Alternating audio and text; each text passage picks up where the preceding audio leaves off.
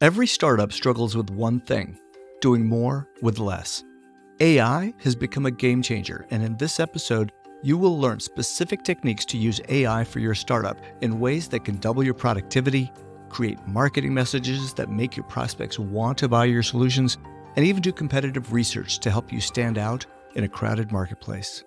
Welcome to the morebusiness.com podcast. I'm your host, Raj Khera, and I'm really excited today to be joined by Tom Schwab. He is the CEO of Interview Valet, and our topic is to help startups by using AI.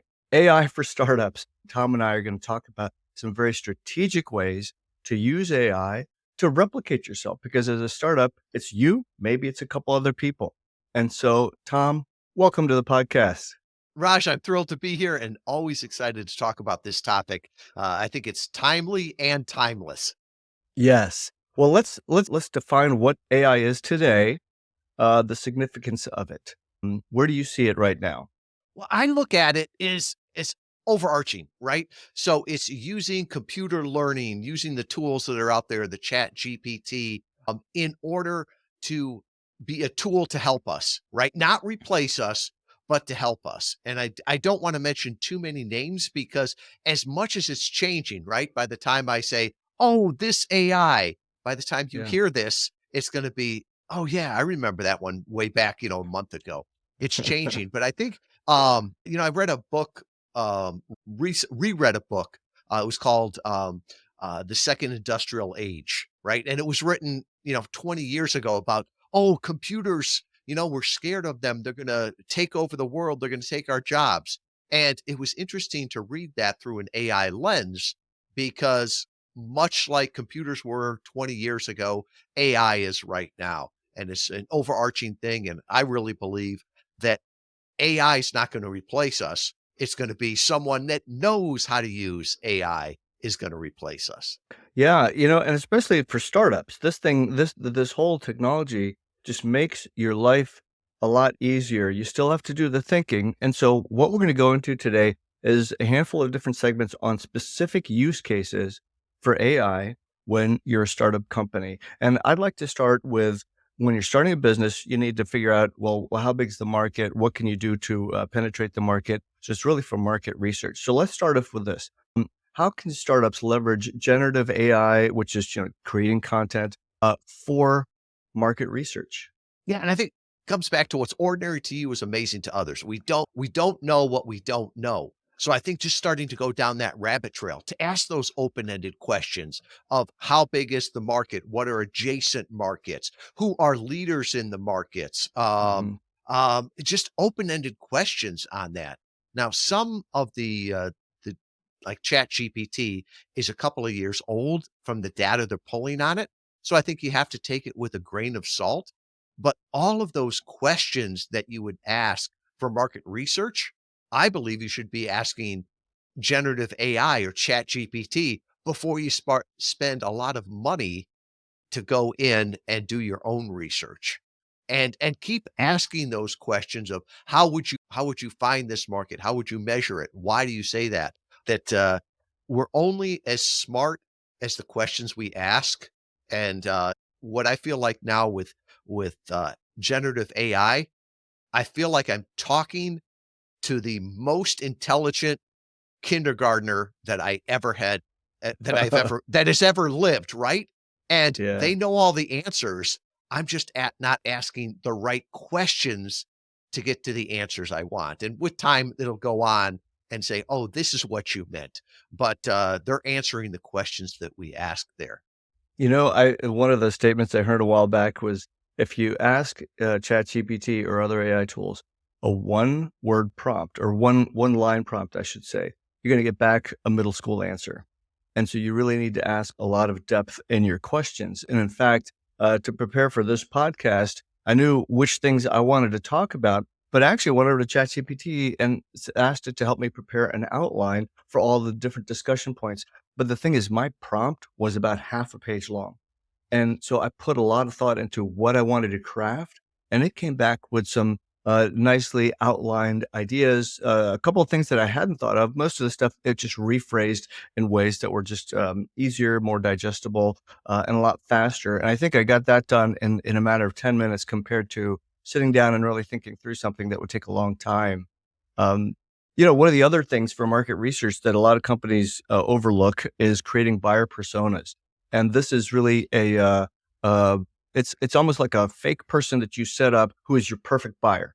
And like you give the person a name, a title, and then you go into their demographic information, age, are they married? Do they have kids? Where do they live? What are their interests and hobbies?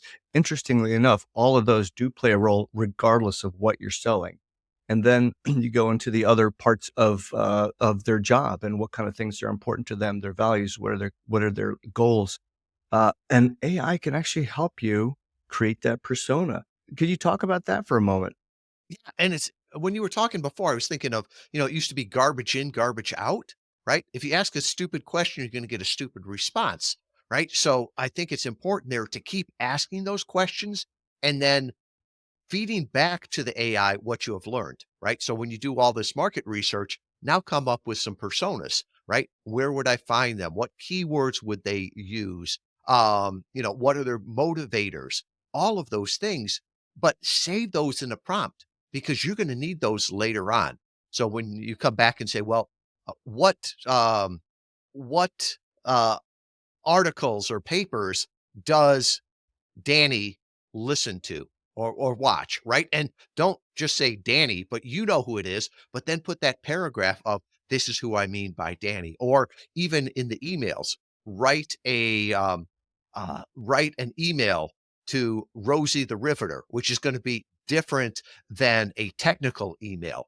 And so giving them context there, because if you give them too much variables, they won't know what you're talking about there. So Yeah. I think, yeah, the longer the prompt, more detailed the prompt, that help them help you. Yeah, yeah. And I add stuff like include XYZ, talk about the ABC, those kinds of things in my scenarios to really help formulate it. I'll give you an example of what I did for one of the buyer personas I wanted to flesh out, and it was for a law firm, and so it was for a small law firm who was trying to get small business clients, and so I just had it create that persona, write a buyer persona for a small law firm that targets companies that have between 1 to 15 employees who live in the greater Washington, D.C. area, who specialize in XYZ. And the more you can hear how that prompt just gets unfolded into a very, very detailed prompt. And next thing you know, it's about paragraph, maybe even longer. And when ChatGPT or other tools that are out there come back, and by the way, a lot of them just use ChatGPT's API as the basis for those tools. Right. So it's the golden standard right now. In fact, I think you can go to Bing and have it do some like looking up with some modern pages as well. So it comes back with a really nice digestible answer, and then you can put into formats. And what I've done, and this is pretty cool, I've actually taken these buyer personas, which end up being somewhat long, and people don't always want to read long. So I will then say, take the above answer and make bullet points for it that I could put into a PowerPoint slide. And then it just condenses everything down. I go grab a picture from stock photo that kind of resembles everything. And I actually make a Google slide, which I share with my team. And this is everybody on the team. And I say, this is who buys our products. This is who buys our service. And you might want to create one or two, maybe three different personas. Um, but that is so, so valuable. And you can do it so much faster with, with AI. And Yeah. I love how you said that lives in the Washington, DC metro area. And people will say, well, why is that so important? Right? Because if you reference a restaurant, right, as an example, or AI does, if it's not in that area, it's meaningless. Or say, if you Yeah. said, I always am amazed. English is different depending where you are, right? If you sell to England or Australia, they have different words, right? Pissed means different, right? Hmm. Mad versus drunk. Or think about if you're selling to um, someone in Mississippi. I this one always amazes me. They don't call them shopping carts; they call them buggies, right? So if you called it shopping carts, all of a sudden, you sound like a foreigner, right? You don't know them. Flip side is somebody from Mississippi that doesn't understand the rest of the world, their shopping carts, puts a buggy in there. and it totally confuses people. So the more specific you can make it, the better, age, uh, background, all the rest of that. Hmm. That's so powerful. And you may not pick up the differences, but I tell you what, the buyer will. Hmm. Let's pivot now to a different way to use it, and that is for business planning. So startups usually create a business plan. Not everybody does, but you really should if you're not, even if it's a 1 or 2 page plan, bullet point checklist of here's what you're trying to do, here's why you're in business, and here's why people should buy from you. And so discuss the role of AI in drafting your business plan.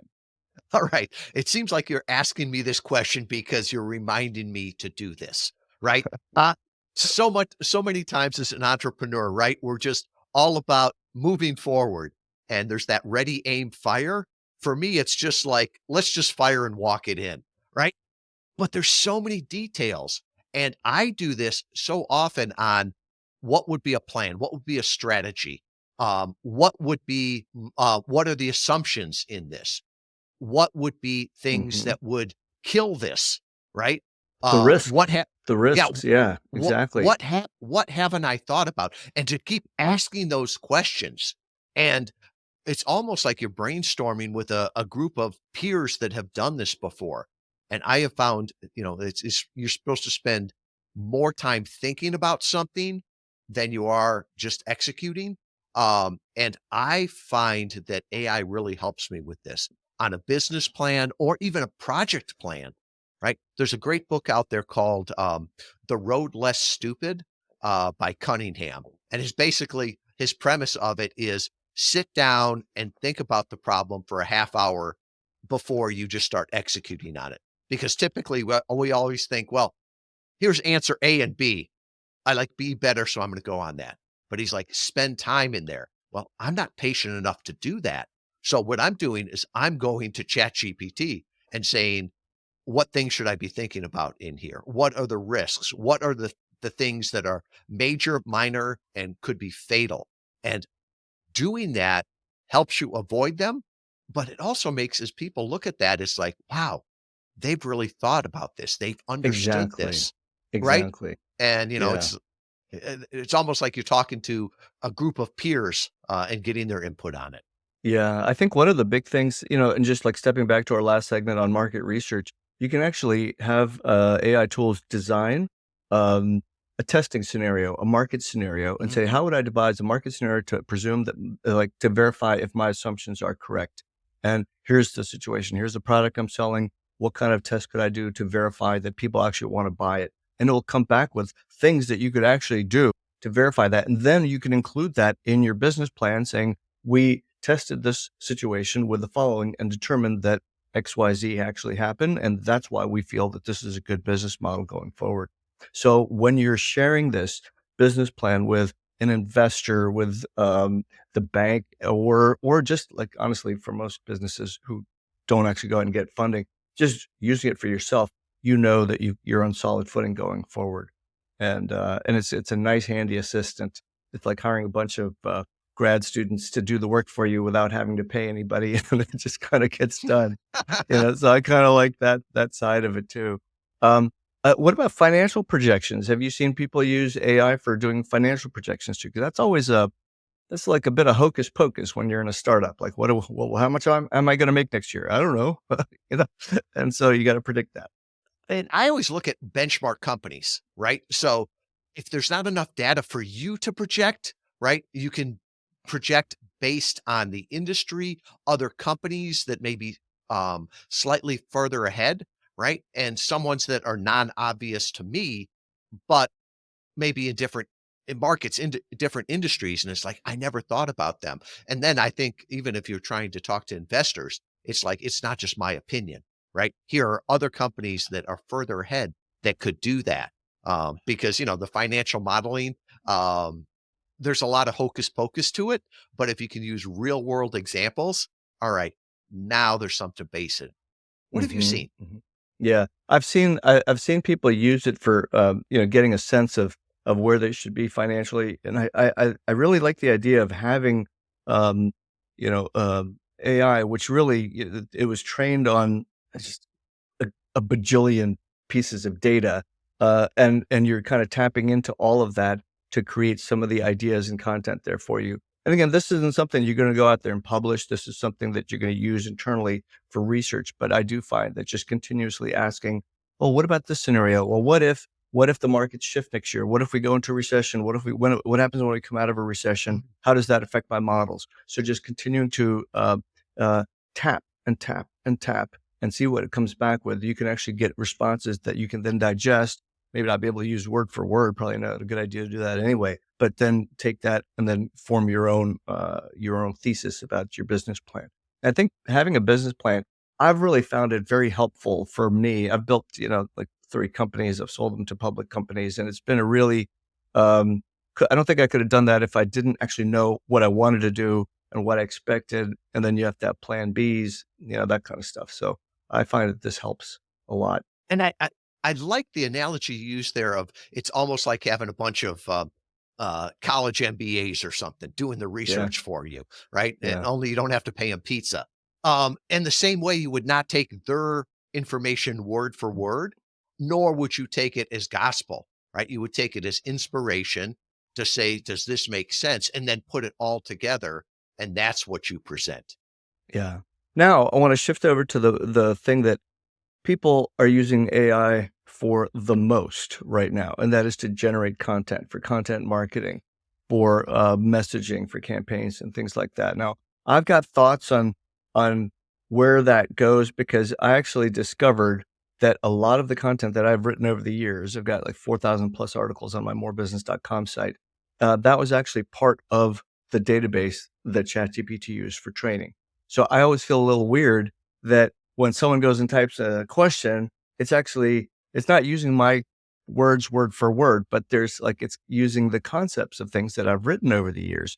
And so I always feel weird if someone just gets ChatGPT to write an article and they just copy paste and publish it as if it were their own.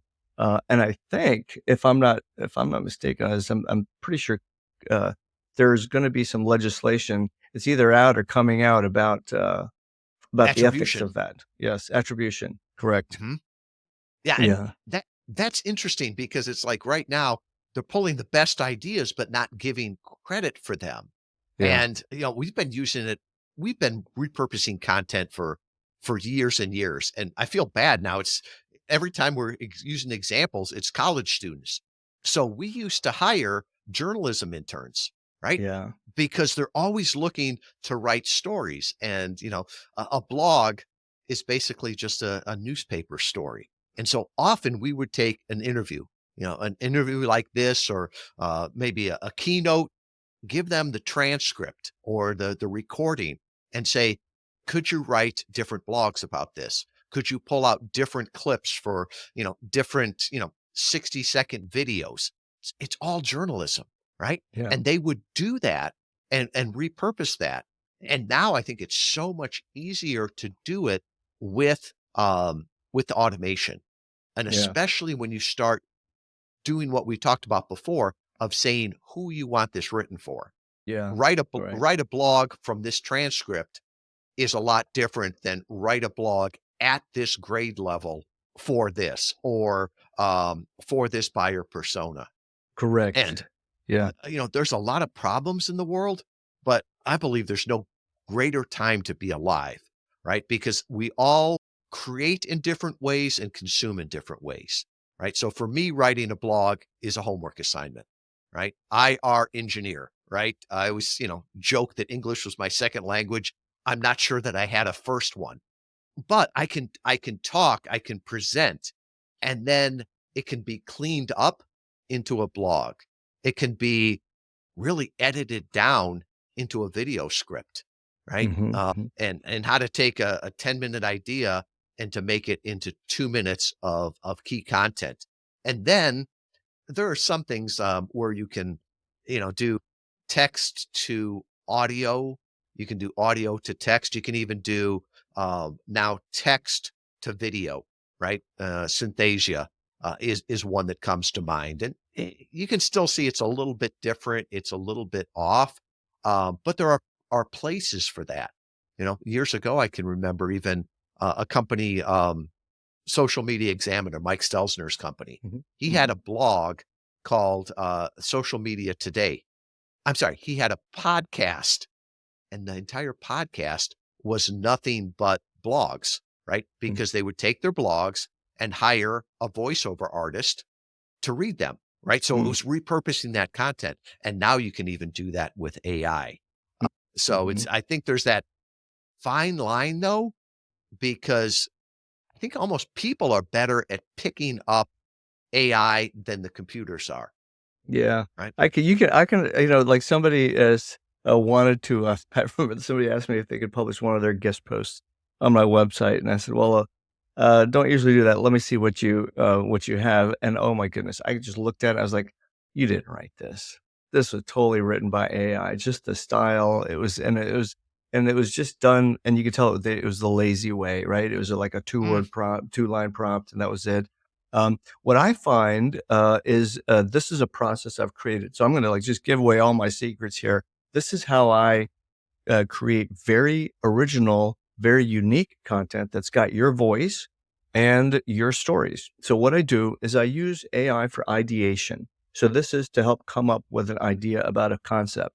And so one of the things that I do, I've built the software as a service companies, SaaS companies.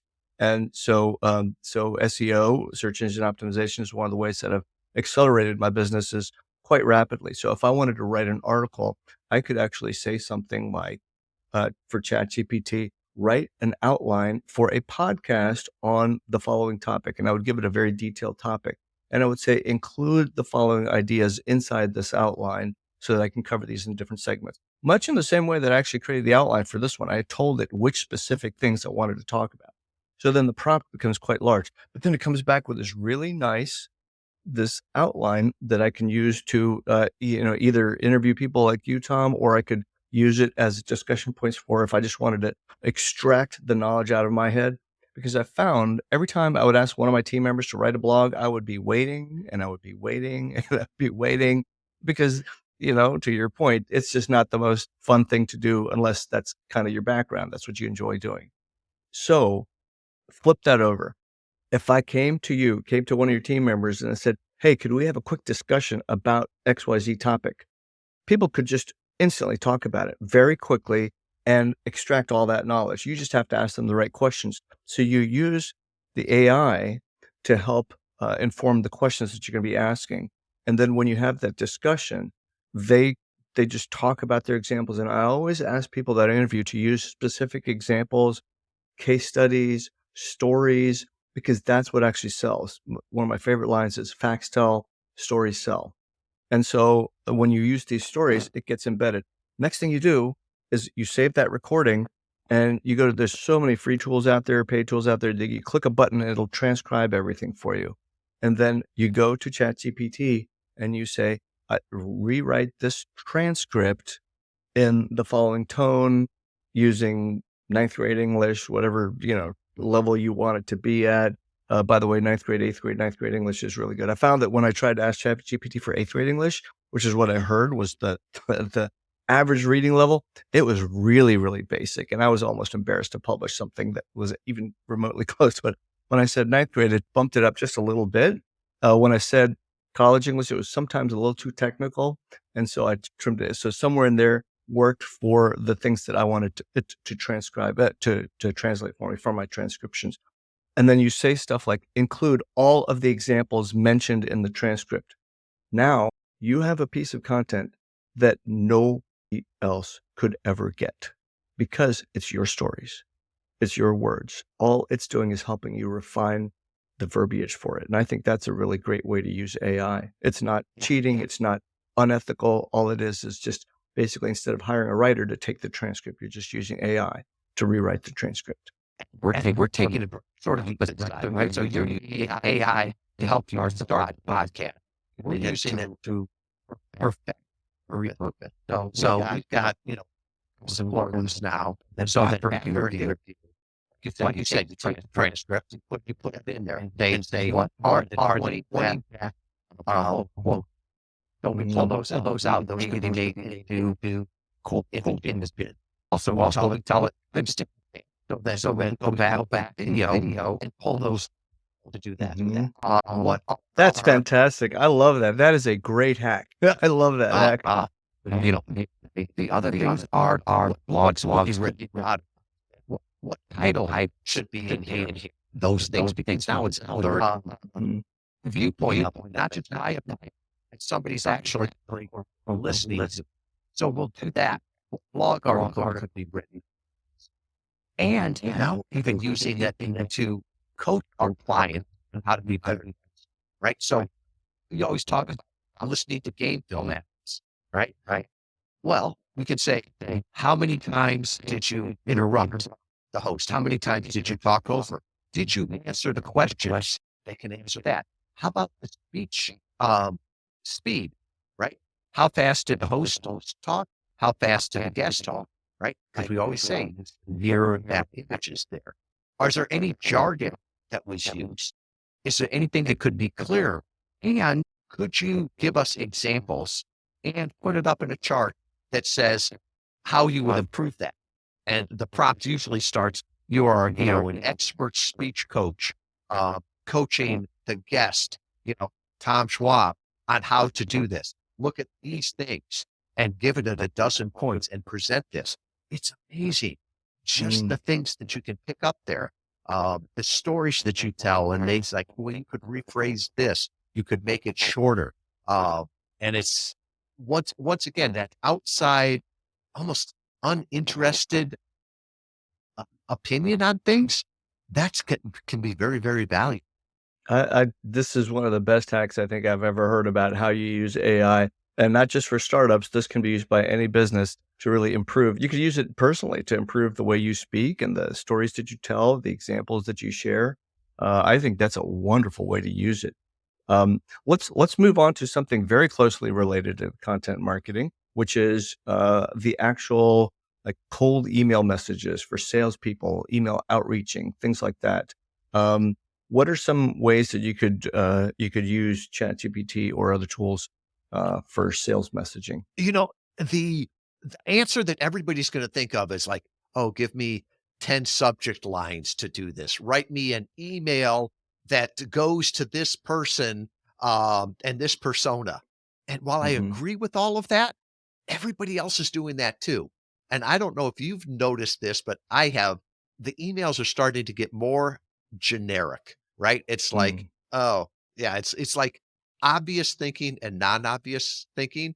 And all of a sudden when I see an email that's got semicolons and all the rest of that, and I'm like, oh Oh yeah, yeah, this isn't a yeah, person. It's and especially with the unsubscribe button on there, it's like, oh, great. I am now one of 20,000 people they sent this to. yeah. And one of our clients, Gail Moody Bird, who's the CMO now of LinkedIn Sales Navigator.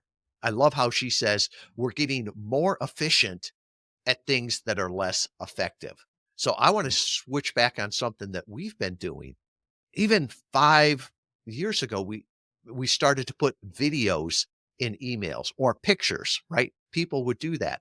And then all of a sudden Loom came out a few years ago. And Hmm. if you don't know, Loom is you can basically just hit hit record, send a little 1 or 2 minute video that shows up in the Gmail, right? And they can play it right from there. They don't have to leave it. So all of a sudden that got to be more um, engaging, right? People would actually watch that. There are areas now with AI that you can record one video. I'm sorry, you can record one audio message and they will pick out the name of the first name of the person and with your voice be able to say that person's name. They can Hmm. put different things in the background, right? Hmm. So if I reach out to somebody and their video or I'm sorry, their website is in the background of it, they're probably going to click and say, well, what's he doing looking at my website?